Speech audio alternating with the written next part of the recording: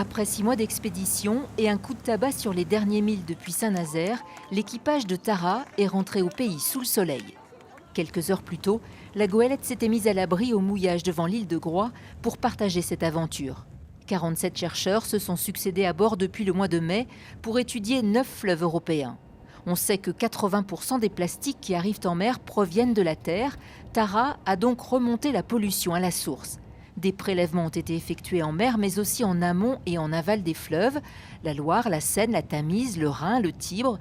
Et le constat est sans appel.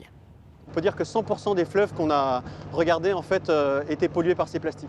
La deuxième mauvaise nouvelle qu'on apporte, en fait, c'est que ces plastiques ils sont sous forme de microplastiques, c'est-à-dire qu'ils sont de la taille de moins de la taille d'un grain de riz, moins de 5 mm.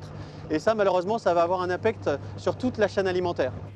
En parallèle, des cages ont été installées à terre contenant des moules d'un côté, excellents bioindicateurs qui filtrent jusqu'à 25 litres d'eau par jour, et 5 types de plastiques identifiés et non polluants. Au bout d'un mois, ces plastiques étaient devenus toxiques. Les scientifiques se sont donc demandé pourquoi.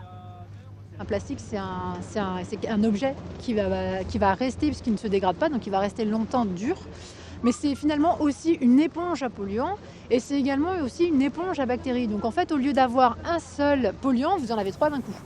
Ce sera ensuite au tour des chimistes d'analyser les 2700 échantillons rapportés pour les quantifier et les caractériser. Comme une enquête policière, il faut remonter la piste des produits. On va retrouver beaucoup de déchets issus de l'emballage évidemment, mais aussi du secteur de la pêche, mais aussi du secteur du textile.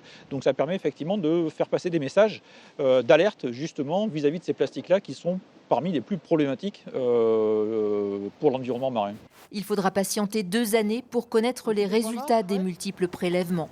Nul doute que cette campagne, la première du genre à l'échelle européenne, pèsera dans le débat qui débute lundi à l'Assemblée sur le système de consigne des bouteilles plastiques. À ce jour, 1 sur 2 seulement est recyclée en France. Et c'est ce qu'il fait avec le monde là.